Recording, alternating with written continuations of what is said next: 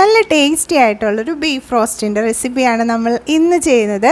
അപ്പോൾ ആദ്യം തന്നെ ബീഫ് നന്നായിട്ട് കഴുകി വൃത്തിയാക്കി എടുക്കണം. അതിലേക്ക് കുറച്ച് മുളക് പൊടിയും മഞ്ഞൾപ്പൊടിയും പിന്നെ പൊടിക്കാത്ത മസാല ഉണ്ടല്ലോ അതും കൂടി ചേർത്ത് കൊടുക്കാം.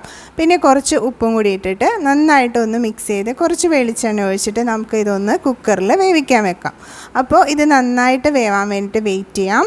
ആ സമയത്ത് നമ്മൾ പാൻ വെച്ചിട്ട് അത് ചൂടാകുമ്പോൾ കുറച്ച് വെളിച്ചെണ്ണയും സവാളയും ഉപ്പും കൂടി ഇട്ടിട്ടൊന്ന് വഴറ്റിയെടുക്കാം. സവാള ഒന്ന് വഴണ്ടി വരുമ്പോൾ അതിലേക്ക് ചതച്ച ചുവന്നുള്ളി ചേർത്ത് കൊടുക്കാം.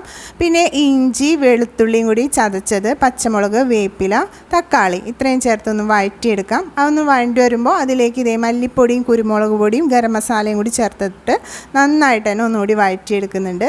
അത് വഴണ്ട് വന്നതിന് ശേഷം നമ്മൾ വേവിച്ച് വെച്ച ബീഫും കൂടി അതിലേക്ക് ചേർത്ത് കൊടുക്കുന്നുണ്ട്. ഇനി നമുക്ക് ലാസ്റ്റായിട്ട് അതിൽ കുറച്ച് മല്ലിയിലയും പുതിനയിലയും കൂടി ചേർത്തിട്ട് ചെറുതീയിൽ ഒരു 10 മിനിറ്റ് നമുക്കിതുപോലെ ഒന്ന് ഇളക്കി